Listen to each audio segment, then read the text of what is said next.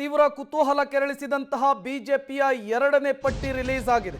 ಬಿಜೆಪಿಯ ಎರಡನೇ ಪಟ್ಟಿಯಲ್ಲಿ ಕರ್ನಾಟಕದ ಅಭ್ಯರ್ಥಿಗಳ ಹೆಸರು ಕೂಡ ಫೈನಲ್ ಆಗಿದೆ. 72 ಕ್ಷೇತ್ರಗಳ ಅಭ್ಯರ್ಥಿಗಳ ಪಟ್ಟಿಯನ್ನ ಬಿಜೆಪಿಯ ವರಿಷ್ಠರು ಬಿಡುಗಡೆ ಮಾಡಿದ್ದಾರೆ. ಚಿಕ್ಕೋಡಿಯಿಂದ ಅಣ್ಣಾ ಸಾಹೇಬ್ ಜೊಲ್ಲೆ ಹೆಸರು ಫೈನಲ್ ಆಗಿದೆ, ಮತ್ತೊಮ್ಮೆ ಅವರು ಅಖಾಡಕ್ಕಿಳಿದಿದ್ದಾರೆ. ಕಲಬುರಗಿಯಿಂದ ಉಮೇಶ್ ಜಾಧವ್ ಹೆಸರು ಫೈನಲ್ ಆಗಿರುವಂತಹದ್ದು.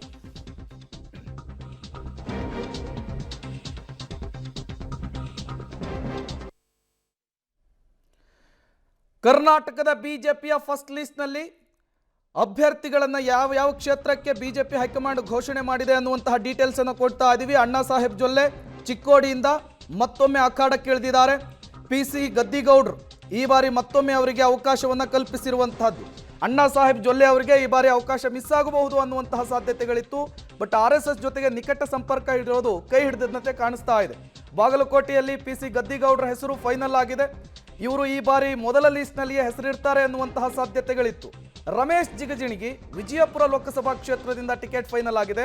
BS ಯಡಿಯೂರಪ್ಪನವರ ಕೃಪಾ ಕಟಾಕ್ಷ ಇತ್ತು. ದಲಿತ ಸಮುದಾಯಕ್ಕೆ ಸೇರಿದವರು. ಈ ಬಾರಿ ಅವರಿಗೆ ಟಿಕೆಟ್ ಅನ್ನು ಕೊಡಿಸುವಲ್ಲಿ BS ಯಡಿಯೂರಪ್ಪನವರು ಇಲ್ಲಿ ಸಕ್ಸಸ್ ಆಗಿದ್ದಾರೆ.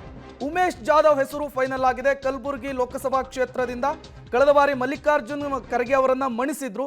ಈ ಬಾರಿ ಅವರಿಗೆ ಟಿಕೆಟ್ ಕೊಡುವಲ್ಲಿ ಹೈಕಮಾಂಡ್ ಮತ್ತೆ ಅವಕಾಶವನ್ನು ಕಲ್ಪಿಸಿರುವಂತಹದ್ದು. ಈ ಬಾರಿ ಮಲ್ಲಿಕಾರ್ಜುನ್ ಅವರ ಅಳಿಯ ರಾಧಾಕೃಷ್ಣ ಅವರು ಸ್ಪರ್ಧೆ ಮಾಡುವ ಸಾಧ್ಯತೆ ಇದೆ ಕಾಂಗ್ರೆಸ್ನಿಂದ. ಭಗವಂತ್ ಖೂಬಾ ವೆರಿ ಇಂಟ್ರೆಸ್ಟಿಂಗ್, ಬೀದರ್ನಿಂದ ಈ ಬಾರಿ ಮತ್ತೆ ಅವಕಾಶ ಸಿಕ್ಕಿದೆ. ಅವರಿಗೆ ಟಿಕೆಟ್ ಕೊಡಬಾರ್ದು ಅನ್ನುವಂತಹ ನಿಟ್ಟಿನಲ್ಲಿ ಸ್ಥಳೀಯ ನಾಯಕರುಗಳು ಆಗ್ರಹ ಮಾಡಿದ್ರು. ಮತ್ತೆ ಅವಕಾಶವನ್ನು ತೆಗೆದುಕೊಳ್ಳೋದ್ರಲ್ಲಿ ಸಕ್ಸಸ್ ಆಗಿದ್ದಾರೆ. ಬಿ ಶ್ರೀರಾಮುಲು ಇಲ್ಲಿ ಗಮನಿಸಬೇಕಾಗುತ್ತೆ. ಕಳೆದ ವಿಧಾನಸಭಾ ಚುನಾವಣೆಯಲ್ಲಿ ಸೋಲನ್ನ ಕಂಡಿದ್ರು.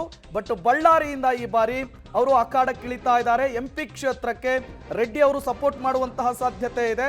ಹಾವೇರಿಯಿಂದ ಬಸವರಾಜ ಬೊಮ್ಮಾಯಿ ಹೆಸರು ಫೈನಲ್ ಆಗಿದೆ. ಶಾಸಕರವರು ಕಾಂತೇಶ್ ಅವರಿಗೆ ಟಿಕೆಟ್ ಮಿಸ್ ಆಗಿದೆ. BY ರಾಘವೇಂದ್ರ ಅವರು ಮತ್ತೊಮ್ಮೆ ಹ್ಯಾಟ್ರಿಕ್ ಗೆಲುವಿನ ನಿರೀಕ್ಷೆಯಲ್ಲಿ ಅಖಾಡಕ್ಕಿಳಿದಿದ್ದಾರೆ. ಹೈಕಮಾಂಡ್ ಅವಕಾಶವನ್ನು ಕಲ್ಪಿಸಿಕೊಟ್ಟಿದೆ. BS ಯಡಿಯೂರಪ್ಪನವರ ಪುತ್ರರೂ ಹೌದು. ಈ ಬಾರಿ ಗೀತಾ ಶಿವರಾಜ್ ಕುಮಾರ್ ವರ್ಸಸ್ ರಾಘವೇಂದ್ರ ನಡುವೆ ದೊಡ್ಡ ಮಟ್ಟದ ಪೈಪೋಟಿ. ವಿ ಸೋಮಣ್ಣ ಲಿಂಗಾಯತ ಸಮುದಾಯದ ನಾಯಕರು ತುಮಕೂರು ಲೋಕಸಭಾ ಕ್ಷೇತ್ರದಿಂದ ಅಖಾಡಕ್ಕಿಳಿದಿದ್ದಾರೆ. GC ಮಾಧುಸ್ವಾಮಿ ಮತ್ತು ಇವರ ನಡುವೆ ದೊಡ್ಡ ಮಟ್ಟದ ಪೈಪೋಟಿ ಏರ್ಪಾಟಾಗಿತ್ತು. ಯಾರಿಗೆ ಅವಕಾಶ ಸಿಗುತ್ತೆ ಅನ್ನುವಂತಹ ಕುತೂಹಲ ಇತ್ತು. ಕೊನೆಗೂ ಕೂಡ ಹೈಕಮಾಂಡ್ ವಿ ಸೋಮಣ್ಣ ಅವರಿಗೆ ಅವಕಾಶವನ್ನ ಕಲ್ಪಿಸಿಕೊಟ್ಟಿದೆ. ಈ ತುಮಕೂರಿನಲ್ಲಿ ಈ ಬಾರಿ ಅವರು ಅಖಾಡಕ್ಕಿಳಿತಾ ಇದ್ದಾರೆ. ಕುತೂಹಲಕ್ಕೆ ಕಾರಣವಾಗ್ತಾ ಇದೆ. ಇನ್ನು ಶೋಭಾ ಕರಂದ್ಲಾಜೆ ಹಾಲಿ ಸಂಸದರು. ಬಟ್ ಈ ಬಾರಿ ಕ್ಷೇತ್ರ ಬದಲಾವಣೆಯಾಗಿದೆ. DV ಸದಾನಂದ ಗೌಡರು ಸ್ಪರ್ಧಿಸ್ತಾ ಇದ್ದಂತಹ ಬೆಂಗಳೂರು ಉತ್ತರದಿಂದ, ಒಕ್ಕಲಿಗರ ಭದ್ರಕೋಟೆ ಆಗಿರುವಂತಹ ಬೆಂಗಳೂರು ಉತ್ತರದಿಂದ ಶೋಭಾ ಕರಂದ್ಲಾಜೆ ಅವರ ಹೆಸರನ್ನ ಫೈನಲ್ ಮಾಡಲಾಗಿದೆ. PC ಮೋಹನ್ ಎಕ್ಸ್ಪೆಕ್ಟೆಡ್ ಬೆಂಗಳೂರು ಸೆಂಟ್ರಲ್ನಿಂದ ಮತ್ತೊಮ್ಮೆ ಅಖಾಡಕ್ಕಿಳಿದಿದ್ದಾರೆ. ಹೈಕಮಾಂಡ್ ಅವರಿಗೆ ಅವಕಾಶವನ್ನ ಕಲ್ಪಿಸಿಕೊಟ್ಟಿದೆ. PC ಮೋಹನ್ ಅವರ ಹೆಸರು ಕೂಡ ಮೊದಲ ಪಟ್ಟಿಯಲ್ಲಿ ಇರುವಂತಹದ್ದು.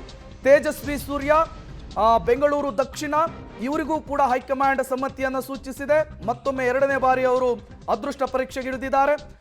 ಅಣ್ಣಾ ಸಾಹೇಬ್ ಜೊಲ್ಲೆ ಚಿಕ್ಕೋಡಿಯಿಂದ ಅವರು ಅಖಾಡಕ್ಕಿಳಿದಿರುವಂತಹದ್ದು. ಕುತೂಹಲಕ್ಕೆ ಕಾರಣವಾಗಿರುವಂತಹದ್ದು ಶೋಭಾ ಕರಂದ್ಲಾಜೆ ಅವರು ತೀವ್ರ ಕುತೂಹಲಕ್ಕೆ ಕಾರಣವಾಗಿತ್ತು. ಈ ಬಾರಿ ಅವರಿಗೆ ಟಿಕೆಟ್ ಮಿಸ್ ಆಗೇ ಬಿಡುತ್ತೆ ಅಂತ ಮಾತುಗಳು ಕೇಳಿ ಬರ್ತಾ ಇತ್ತು. ಬಟ್ ನಿರಂತರವಾಗಿ BS ಯಡಿಯೂರಪ್ಪನವರು ಶತಾಯಗತಾಯ ಶೋಭಾ ಕರಂದ್ಲಾಜೆ ಅವರಿಗೆ ಟಿಕೆಟ್ ಅನ್ನು ಕೊಡಿಸುವಲ್ಲಿ ಸಕ್ಸಸ್ ಆದಂತೆ ಕಾಣಿಸ್ತಾ ಇದೆ. ಉಡುಪಿ ಚಿಕ್ಕಮಗಳೂರು ಲೋಕಸಭಾ ಕ್ಷೇತ್ರದಿಂದ ಟಿಕೆಟ್ ಕೈ ತಪ್ಪಿದ್ರೂ ಕೂಡ ಬೆಂಗಳೂರು ಉತ್ತರದಿಂದ ಅವರಿಗೆ ಸಿಕ್ಕಿದೆ. ಕೊಪ್ಪಳದಿಂದ ಡಾಕ್ಟರ್ ಬಸವರಾಜು ಹೆಸರನ್ನ ಫೈನಲ್ ಮಾಡಿದ್ದಾರೆ ಹೈಕಮಾಂಡ್. ಮೊದಲ ಲಿಸ್ಟ್ನಲ್ಲಿ ಇವರ ಹೆಸರು ಕೂಡ ಇರುವಂತಹದ್ದು. ಹಾಲಿ ಸಂಸದರಿಗೆ ಇಲ್ಲಿ ಶಾಕ್ ಆಗಿದೆ ಕೊಪ್ಪಳದಲ್ಲಿ. ಈ ರೀತಿ ಒಂದಿಷ್ಟು ಹಲವು ಅಚ್ಚರಿಗಳಿಗೂ ಕೂಡ ಮೊದಲ ಪಟ್ಟಿ ಸಾಕ್ಷಿಯಾಗಿರುವಂತಹದ್ದು. ಬಿಜೆಪಿಯ ಅಚ್ಚರಿ ಮುಖಗಳನ್ನು ನೀವು ಗಮನಿಸ್ತಾ ಇದ್ದೀರಿ. ದಾವಣಗೆರೆಯಿಂದ ಸಿದ್ದೇಶ್ವರ್ ಅವರ ಸೊಸೆ ಗಾಯತ್ರಿ ಸಿದ್ದೇಶ್ವರ್ ಅವರಿಗೆ ಈ ಬಾರಿ ಅವಕಾಶ ಸಿಕ್ಕಿದೆ. ಉಡುಪಿ ಚಿಕ್ಕಮಗಳೂರಿನಿಂದ ಕೋಟಾ ಶ್ರೀನಿವಾಸ್ ಪೂಜಾರಿ ಅವರಿಗೆ ಅವಕಾಶ ಸಿಕ್ಕಿರುವಂತಹದ್ದು. ಈ ಹಿಂದೆ BS ಯಡಿಯೂರಪ್ಪನವರ ಕ್ಯಾಬಿನೆಟ್ನಲ್ಲಿ ಮಿನಿಸ್ಟರ್ ಆಗಿದ್ರು. ಇನ್ನು ಯದುವೀರ್ ಅವರು ಮೈಸೂರು ಕೊಡಗು ಲೋಕಸಭಾ ಕ್ಷೇತ್ರದಿಂದ ಟಿಕೆಟ್ ಸಿಕ್ಕಿರುವಂತಹದ್ದು. ಮೊದಲು ಬ್ರೇಕ್ ಮಾಡಿದ್ದೆ ಪಬ್ಲಿಕ್ ಟಿವಿ. ಈ ಬಾರಿ ಪ್ರತಾಪ್ ಸಿಂಹ ಅವರಿಗೆ ಟಿಕೆಟ್ ಕೈ ತಪ್ಪುತ್ತೆ ಅಂತೇಳಿ ಪಬ್ಲಿಕ್ ಟಿವಿಯ ವರದಿ ಸತ್ಯವಾಗಿರುವಂತಹದ್ದು. ಈ ಬಾರಿ ಯದುವೀರ್ ಅವರಿಗೆ ಟಿಕೆಟ್ ಸಿಕ್ಕಿರುವಂತಹದ್ದು ಮೈಸೂರು ಕೊಡಗು ಲೋಕಸಭಾ ಕ್ಷೇತ್ರದಿಂದ. ಇವೆಲ್ಲವೂ ಕೂಡ ಬಿಜೆಪಿಯ ಅಚ್ಚರಿಯ ಮುಖಗಳು. ಒಂದು ಹೊಸ ಬದಲಾವಣೆಗಳಿಗೂ ಕೂಡ ಮುಂದಾಗಿರುವಂತಹದ್ದು. ದಕ್ಷಿಣ ಕನ್ನಡದಿಂದ ನೋಡಿ ಬ್ರಿಜೇಶ್ ಚೌಟಾ ಅವರ ಹೆಸರನ್ನ ಫೈನಲ್ ಮಾಡಲಾಗಿದೆ. ನಳಿನ್ ಕುಮಾರ್ ಕಟೀಲ್ ಮತ್ತು ಬ್ರಿಜೇಶ್ ಚೌಟಾ ನಡುವೆ ದೊಡ್ಡ ಮಟ್ಟದ ಪೈಪೋಟಿ ಇತ್ತು. ಹೈಕಮಾಂಡ್ ಚೌಟಾ ಅವರಿಗೆ ಅವಕಾಶವನ್ನು ಕಲ್ಪಿಸಿಕೊಟ್ಟಿದೆ. ಎಸ್ ಬಾಲರಾಜು ಹೆಸರು ಚಾಮರಾಜನಗರದಲ್ಲಿ ಶ್ರೀನಿವಾಸ್ ಪ್ರಸಾದ್ ಅವರು ಸ್ವಯಂ ನಿವೃತ್ತಿಯನ್ನು ಘೋಷಿಸಿಕೊಂಡಿದ್ರು. ಹರ್ಷವರ್ಧನ್ ಅವರಿಗೆ ಈ ಬಾರಿ ಟಿಕೆಟ್ ಸಿಗಬಹುದು ಅನ್ನುವಂತಹ ನಿರೀಕ್ಷೆ ಇತ್ತು. ಬಟ್ ಅಲ್ಲೊಂದು ಹೊಸ ಮ್ಯಾಜಿಕ್ ಅನ್ನ, ಒಂದು ಹೊಸ ಪ್ರಯೋಗವನ್ನ ಬಿಜೆಪಿಯ ಹೈಕಮಾಂಡ್ ಮಾಡಿದಂತೆ ಕಾಣಿಸ್ತಾ ಇದೆ. ತುಮಕೂರಿನಲ್ಲಿ ಮುದ್ದಹನುಮೇಗೌಡರು ಈ ಬಾರಿ ಸ್ಪರ್ಧೆ ಮಾಡಲ್ಲ ಅಂತೇಳಿ ಸ್ವಯಂ ನಿವೃತ್ತಿಯನ್ನು ತೆಗೆದುಕೊಂಡಿದ್ರು. ಸಹಜವಾಗಿಯೇ ದೊಡ್ಡ ಮಟ್ಟದ ಪೈಪೋಟಿ, GS ಬಸವರಾಜು ಅವರು ಸಂಸದ ಈ ಬಾರಿ ಸ್ಪರ್ಧೆ ಮಾಡಲ್ಲ ಅನ್ನುವಂತಹ ನಿರ್ಧಾರವನ್ನು ತೆಗೆದುಕೊಂಡಿದ್ರು. ವಿ ಸೋಮಣ್ಣ ಮಾಧುಸ್ವಾಮಿಯ ನಡುವೆ ದೊಡ್ಡ ಮಟ್ಟದ ಪೈಪೋಟಿ ಏರ್ಪಾಡಾಗಿತ್ತು. ಕೊನೆಗೂ ಕೂಡ ವಿ ಸೋಮಣ್ಣನವರಿಗೆ ತುಮಕೂರು ಲೋಕಸಭಾ ಕ್ಷೇತ್ರದಿಂದ ಅವಕಾಶವನ್ನು ಕಲ್ಪಿಸಿಕೊಟ್ಟಿರುವಂತಹದ್ದು. ಶಿವಮೊಗ್ಗ ಗೀತಾ ಶಿವರಾಜ್ ಕುಮಾರ್ ಹೆಸರು ಕಾಂಗ್ರೆಸ್ನಿಂದ ಫೈನಲ್ ಆಗಿದೆ.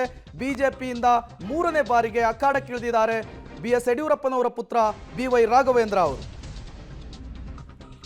ಮತ್ತಷ್ಟು ಡೀಟೇಲ್ಸ್ ಅನ್ನು ಕೊಡ್ತಾರೆ ನಮ್ಮ ದೆಹಲಿ ಪ್ರತಿನಿಧಿ ಶಬೀರ್, ನೇರ ಸಂಪರ್ಕದಲ್ಲಿ ಜಾಯ್ನ್ ಆಗಿದ್ದಾರೆ.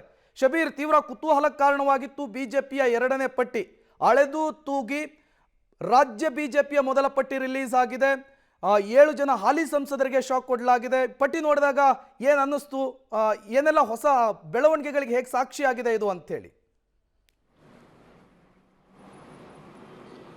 ಪ್ರೇಮ್, ಸಾಕಷ್ಟು ಬದಲಾವಣೆಗಳನ್ನ ಬಿಜೆಪಿ ಹೈಕಮಾಂಡ್ ಮಾಡಿರುವಂಥದ್ದು ಇಲ್ಲಿ ಬಹಳ ಸ್ಪಷ್ಟವಾಗಿ ಗೊತ್ತಾಗ್ತಾ ಇರುವಂಥದ್ದು. ಗೆಲುವೊಂದೇ ಮಾನದಂಡ ಅನ್ನುವಂಥ ವಿಚಾರದಲ್ಲಿ ಕೆಲವೊಂದಿಷ್ಟು ಅಭ್ಯರ್ಥಿಗಳನ್ನ ಬದಲಾವಣೆ ಮಾಡುವಂತ ನಿಟ್ಟಿನಲ್ಲಿ ಮಹತ್ವದ ನಿರ್ಧಾರವನ್ನ ಬಿಜೆಪಿ ಹೈಕಮಾಂಡ್ ತೆಗೆದುಕೊಂಡಿರುವಂಥದ್ದು. ಬಿಜೆಪಿಯ 2ನೇ ಪಟ್ಟಿಯಲ್ಲಿ ಕರ್ನಾಟಕದ 20 ಅಭ್ಯರ್ಥಿಗಳ ಹೆಸರನ್ನ ಘೋಷಣೆ ಮಾಡಿರುವಂಥದ್ದು. ಇದರಲ್ಲಿ ಹಾಲಿ 7 ಜನ ಸಂಸದರನ್ನ ಕೈ ಬಿಡುವಂತ ಕೆಲಸವನ್ನ ಬಿಜೆಪಿ ಹೈಕಮಾಂಡ್ ಮಾಡಿದೆ. ಅದರ ಬದಲಿಗೆ ಹೊಸ ಮುಖಗಳಿಗೆ ಮಣೆ ಹಾಕುವಂತ ಕೆಲಸವನ್ನ ಕೂಡ ಇಲ್ಲಿ ಮಾಡಲಾಗಿರುವಂತದ್ದನ್ನು ಕೂಡ ಗಮನಿಸ್ತಾ ಇದ್ದೀವಿ. ಬಹಳ ಪ್ರಮುಖವಾಗಿ ಇಲ್ಲಿ ಸರ್ಪ್ರೈಸಿಂಗ್ ಆಗಿ ಒಂದಿಷ್ಟು ಕ್ಷೇತ್ರಗಳನ್ನ ನಾವು ನೋಡ್ತಾ ಹೋಗ್ಬೋದು. ಚಿಕ್ಕೋಡಿಯಲ್ಲೂ ಕೂಡ ಒಂದಿಷ್ಟು ಬದಲಾವಣೆ ಆಗ್ಬೋದು ಅನ್ನುವಂತ ಸಾಧ್ಯತೆಗಳನ್ನ ಕೂಡ ನಾವು ಕೇಳ್ಪಟ್ಟಿದ್ವಿ. ಆದ್ರೆ ಅಲ್ಲಿ ಹಾಲಿ ಸಂಸದರನ್ನ ಮುಂದುವರಿಸುವಂತ ಕೆಲಸವನ್ನ ಮಾಡಿದ್ದಾರೆ. ಜೊತೆಗೆ ಬಾಗಲಕೋಟೆ ಆಗಿರ್ಬೋದು, ಬಿಜಾಪುರ ಆಗಿರ್ಬೋದು, ಗುಲ್ಬರ್ಗದಲ್ಲೂ ಕೂಡ ಹಾಲಿ ಸಂಸದರನ್ನ ಮುಂದುವರಿಸುವಂತಹ ಕೆಲಸವನ್ನ ಕೂಡ ಮಾಡಲಾಗಿರುವಂತದ್ದು.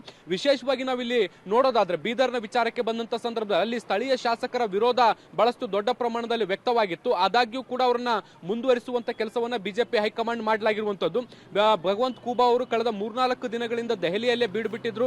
ರಾಜ್ಯದ ನಾಯಕರು ಬಂದಂತ ಸಂದರ್ಭದಲ್ಲಿ ಅವರನ್ನ ಕೂಡ ಭೇಟಿಯಾಗಿ ಅವ್ರ ಮೂಲಕ ಒತ್ತಡ ಹೇರುವಂತ ಕೆಲಸವನ್ನ ಮಾಡಿದ್ರು. ಇದರ ಜೊತೆಗೆ ತಾವು ಕೂಡ ಬೇರೆ ಬೇರೆ ಪ್ರಮುಖ ನಾಯಕರನ್ನ ಭೇಟಿಯಾಗಿ ಒತ್ತಡ ಹಾಕುವಲ್ಲಿ ಯಶಸ್ವಿಯಾಗಿರುವಂತದ್ದು. ಹೀಗಾಗಿ ಅವರನ್ನ ಮುಂದುವರಿಸುವಂತ ಕೆಲಸವನ್ನ ಕೂಡ ಬಿಜೆಪಿ ಹೈಕಮಾಂಡ್ ಮಾಡಿದೆ.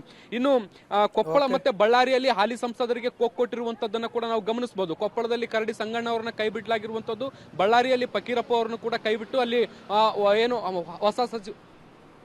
ಹೊಸ ನಾಯಕರಿಗೆ ಅವಕಾಶವನ್ನ ಮಾಡಿಕೊಡುವಂತ ಕೆಲಸವನ್ನ ಮಾಡಲಾಗಿದೆ. Prem, okay, thank you Shabbir ತಮ್ಮೆಲ್ಲ ಮಾಹಿತಿಗಾಗಿ. ಬಿಜೆಪಿ ಅಚ್ಚರಿ ಮುಖಗಳನ್ನ ನೀವು ಗಮನಿಸ್ತಾ ಇದ್ದೀರಿ. ಬ್ರಿಜೇಶ್ ಚೌಠಾ ದಕ್ಷಿಣ ಕನ್ನಡದಿಂದ ಈ ಬಾರಿ ಅಖಾಡಕ್ಕಿಳಿತಾ ಇದ್ದಾರೆ. ಮೊದಲ ಬಾರಿಯ ಸ್ಪರ್ಧೆ. ಕಳೆದ 5 ವರ್ಷಗಳಿಂದಲೂ ಕೂಡ ಅವರ ಹೆಸರು ಕೇಳಿ ಬರ್ತಾ ಇತ್ತು.